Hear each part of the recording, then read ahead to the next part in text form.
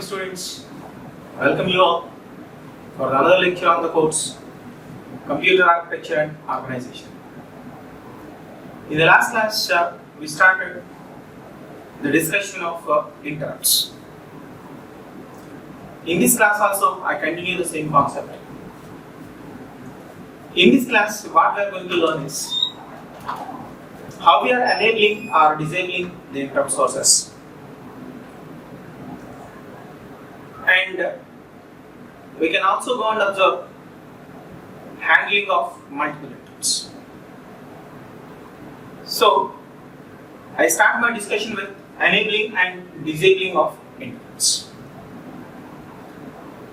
When a processor receives an interrupt, it branches to the interrupt service routine. We know that when our CPU executes a program,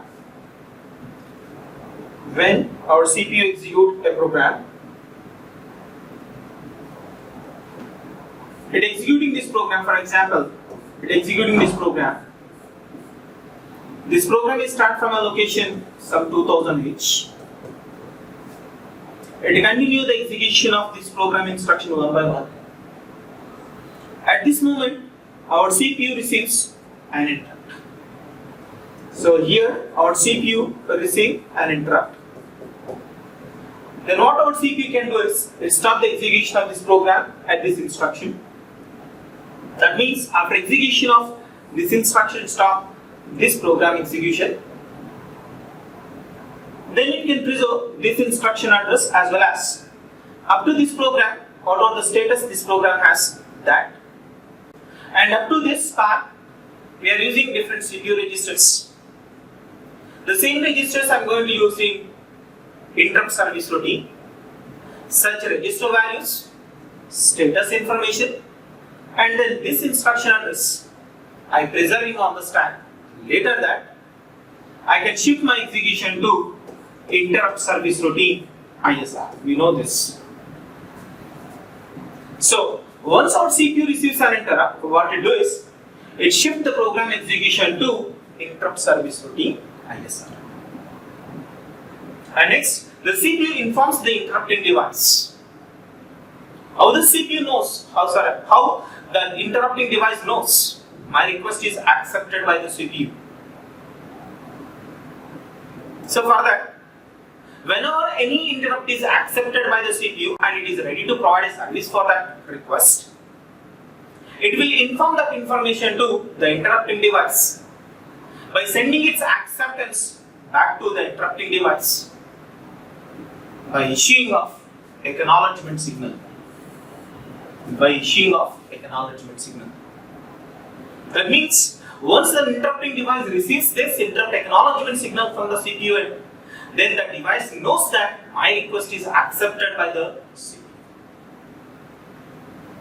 And next, when a device activates the interrupt signal, it keeps that signal activated until the processor accepts the request. Because so many devices they may send a request signal to the CPU. Before providing the services for any request, what a CPU can do is it will assign the priorities for received requests, and it will provide a service for only one request at a time. Then obviously, some good number of devices sending their request signal to the CPU, those request signals our CPU consider as a pending interrupts. Here the important thing is, a device which sends a request signal to the CPU, it must activate the signal until the CPU accepts that request by sending off a CPU acknowledgement signal back to the corresponding device. If a device can't activate the signal until get a response from the CPU, then what happens is the CPU can't recognize that request and it can't provide a service for that device. So here important thing is, if a device sends any request to the CPU, the device must maintain active high or activate the signal until the CPU send back acknowledgement signal to the corresponding device. Right. So generally here, a processor generally provides the ability to enable and disable the interrupts as desired. The meaning of this one is the CPU is able to enable or disable the interrupt sources. Because sometimes our CPU is not willing to provide services for any interrupts which are issued by an IO devices. And sometimes our CPU is willing to receive the request from an IO devices. That means our CPU is ready to provide services for any interrupts. There are two cases. Whenever our CPU is willing to provide services for the interrupts, that instant we have to enable the interrupts. Whenever our CPU is not interested to provide a service for any interrupts, that instant we are going to disable the interrupt sources. So here important thing is, in our processor, it is able to enable or disable the interrupt sources. In general, there are two different methods are used to enable or disable the interrupt sources in our computer system. In that, number one is by simply using instructions. That means with the help of some dedicated instructions, we can enable or disable the interrupt sources. That is one of the methods here I am going to explain. So one method is I can enable as well as disable the interrupts with the help of some dedicated instructions. With the help of some machine instructions, I can enable or disable the interrupt sources. This is one mechanism.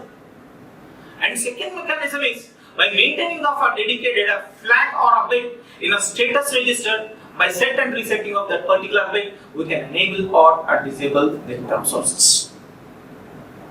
So there are two different methods to enable or disable the interrupt sources in our computer system. Number one is by using machine instructions to enable or disable the interrupts. And the second method is by maintaining of a dedicated flag in a status register. To set or reset that flag, we can enable or disable our interrupt sources. So to avoid interruption by some device during execution of an interrupt service routine. So what is the meaning of this? See here guys. For example, my CPU executing this program. This program is start from a location at 2000 H. It continues the execution of the program instructions up to this without any difficulty or without any interruption. At this moment, our CPU receives an interrupt from an external device. Then it starts the execution of this program. Then it shifts execution to interrupt service routine, ISR. You know this. If I start execution of this interrupt service routine, there is a chance some other external device send a request signal. Because we know that the interrupt signals are unwanted signals or these are the disturbance signals. Our CPU didn't know when an interrupt signal it receives from an IO device side. So here the thing is, before shifting execution from this to this, it may receive another interrupt. What it do? Then there is a time. So to avoid such difficulties, here what I try to do is, for every interrupt service routine, the first instruction is to disable all our interrupt sources. The first instruction in an interrupt service routine can be interrupt disable instruction. For example, I assume this is ID. That means interrupt disable. For every interrupt service routine, the first instruction is ID. By execution of that, our CPU disable all our interrupt sources. That means your CPU can't recognize as any interrupts which are coming from an external devices. That means it closes all the paths which your CPU uses to receive the interrupts from an IO devices. It closes all those things. Due to that, it disables all our interrupt sources. After successful execution of the service routine, again we re-enable all the interrupt sources by execution of another instruction, that is interrupt enable register. That means that is the last instruction for interrupt service routine to enable all my interrupt sources. So one thing here you have to remember, for every interrupt service routine, the first instruction is interrupt disable and last instruction is interrupt enable. So of course this is not the last instruction, this is an instruction before IRET or RETI. We know that IRET or RETI is a terminating instruction for any interrupt service routine. We know that IRET or RETI both gives the same meaning. In different processors and different controllers, they are using different notations. But the meaning of those are two instructions is same, written from interrupt service routine. You know that this is the last instruction. Before that, the instruction is IE, means interrupt enable. With the help of this interrupt disable and interrupt enable, we can disable the interrupt sources as well as we can enable the interrupt sources once again. Right. So here, what are the sequence of events that happens while our CPU receives an interrupt from any I/O device? So, sequence of events involved in handling an interrupt request. What is the first one? The device raises an interrupt request. That means any device which was present in your system, it may generate an interrupt. So, the device raises an interrupt request. Then what our processor can do? The processor interrupts the program currently being executed. That means, for example, in the previous case, this is my program this program is start from a location 2000H and it executes this program in instruction one by one up to this. At this moment, some I/O device generate a request. At this moment, some I/O device send a request signal to the CPU. That means some external device send an interrupt request signal to the CPU. That means the device is expecting some service from our processor. So this is the first step. Second step, what happens is, once it receives an interrupt from an I/O device, it stops the execution of this current executing program. That's what here the meaning is. And next one, interrupts are disabled by changing the control bits in PS. Just now I told you that. Before shifting our execution to interrupt service routine, without any interruption, if I want to execute that particular interrupt service routine, that means if I want to execute whatever instruction I have in that interrupt service routine without any disturbance, what I have to do is, the first instruction of interrupt service routine must be IE, interrupt disable, and the last instruction is IE, that is interrupt enable. This is the one of the mechanism we are used to enable or disable the interrupts. And I already told you, the second mechanism is with the help of a control flag which was present in a status register to enable or disable the interrupt sources which are present in the system. So here I was using the second method, that is, by using a dedicated bit or dedicated flag in a status register, I can enable or disable my interrupt sources. So, interrupts are disabled by changing the control bits in PS, that is nothing but program status register, or simply you can call as a status register or a flag register. So with the help of some dedicated bits, I can disable as well as enable my interrupt sources. So before shifting my execution to interrupt service routine, with the help of a dedicated control bits in a program status register, I can disable my interrupt sources. Next, fourth one, the device is informed that its request has been recognized. That means your device knows my request is accepted by the CPU. It is only when that device receives acknowledgement signal from CPU and our processor. That means whenever a request was accepted by the CPU, immediately what the CPU can do is it sends back its acceptance information to interrupting device by issuing a special signal which we can call as interrupt acknowledgement signal. Interrupt acknowledgement signal. With the help of this, our CPU sends its acceptance to the interrupting device. Next, after sending acknowledgement, then our processor start execution of interrupt service routine, ISR. After successful execution of this, again it will come back to the previous stop loop program. That's why here the fifth step is the ISR was executed.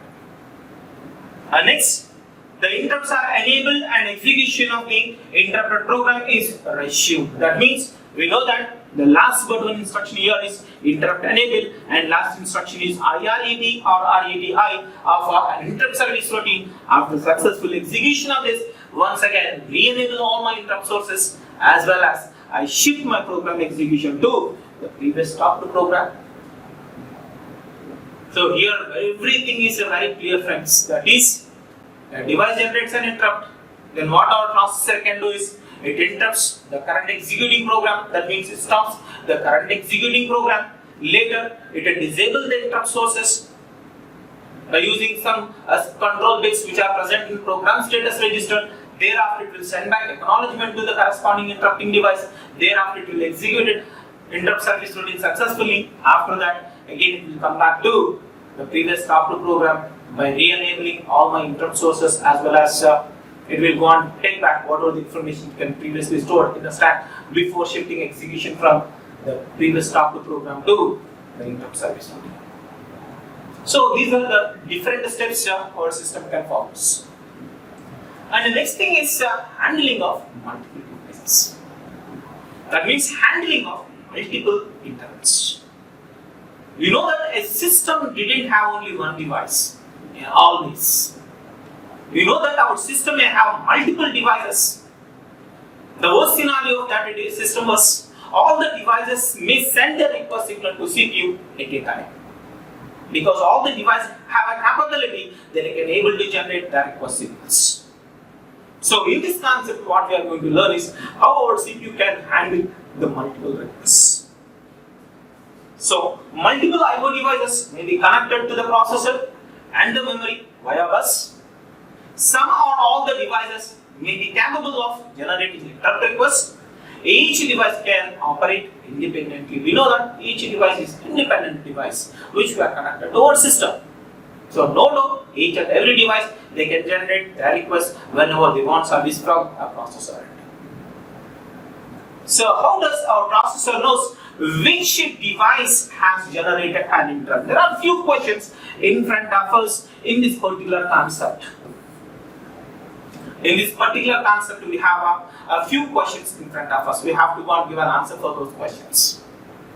And then the first question is, how does our processor knows which device has generated an interrupt? Because if you remember the last class, if my system has n number of devices, all those n number of devices sending their request signal to the CPU with the help of only one line, which is INTR, interrupt request. If the CPU receives a request signal over that, it knows that I am receiving a request from an I/O devices. And here the problem is how your CPU knows which device generates that request. That's important. So the first question is, how does the processor knows which device has generated an interrupt? This is the first thing. Second one, how does the processor know which interrupt service routine needs to be executed?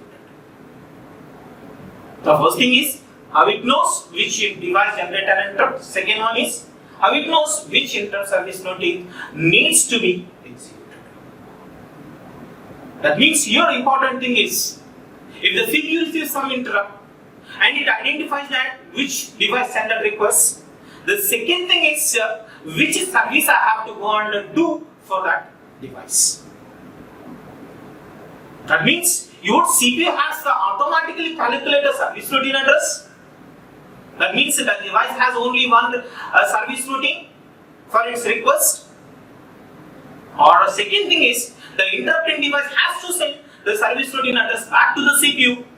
That means in the second case your CPU didn't know where the service routine is. In that occasion, the interrupting device has to send the service routine address back to the CPU. Once the CPU receives that address, then it will go and start execution of the service routine. That means which service routine it has to go and execute. So that is the second question. And third question, when the processor executing an interrupt service routine for one device, can another device interrupt the processor? That means if the processor can't start execution of one device service routine, is it possible to send another device request signal to the CPU? So these are the few questions in front of us. How to handle the multiple interrupts. And one more thing is, if two interrupt requests are received simultaneously, then how to break the tie? The thing is, at a time, two devices send their request signals. For example, time instant T1, device 1 and device 2, they are sending their request signal to the CPU. and your CPU can receive both the request signals at time instant T2, then how do you provide a service for those? Because your CPU can't provide service for both the requests at a time. Then what your CPU can do for that situation? These are the 4 different questions in front of us. And next, when the processor receives an interrupt request over this control line, that is nothing but interrupt request line, how does it know which device are requesting an interrupt? Which device issuing a request? That means how your CPU identifies the interrupting device. And next, this information is available in a status register of a device requesting an interrupt. We know that the device who sent a request, the device has a status register. In the status register, we have a control bit. By observing of that control bit, we can identify that the device sent a request to the CPU or not. This is one possibility. The interrupt service routine can call the IO devices connected to the bus. The first device with the IRQ equal to 1 is the one that is serviced. So I can give more clarity about this PC. So this is your processor or your CPU. Here I have a device 1, device 2, and so on, device n. All these devices send a request signal to our CPU with the help of a signal INTR, interrupt request. If the device wants a service from this, it simply sends logic 1 over this, and similarly this device also wants a service from this, it also makes the signal is 1, and this device also expecting some service from the CPU, then this device also makes logic 1. So once our CPU identifies logic 1 on this interrupt request, our CPU identifies that I have some interrupt request from an external devices. So in this case, if I want to provide a service for it, it means if I want to go and execute a service routine of a received interrupt, first of all the important thing is it has to go and identify which device issues that request. In the identification of interrupting device, here our CPU can do the polling concept, it polls IO devices. That means our CPU sends its acknowledgement signal to the nearest device. That means this device have an highest priority from the CPU point of view. That's why the CPU issues acknowledgement signal, which is INTA, the acknowledgement signal. The interrupt acknowledgement signals INTA issued by the CPU first to the nearest device. That means the device have highest priority from the processor point of view.